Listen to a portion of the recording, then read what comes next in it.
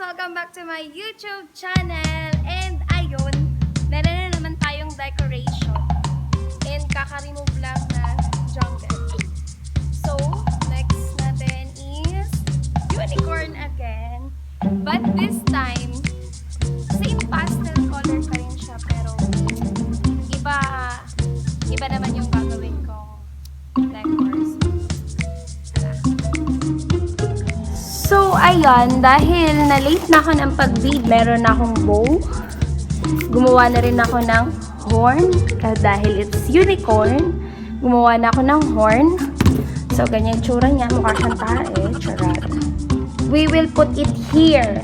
Okay. Ayan. Ang ating Jungle Safari theme na latest upload ko. So, next na natin is unicorn. So, we are preparing na dahil iba ang nakatoka dyan. I will show you na lang after the settings. And, ayun, napahinga si Inday.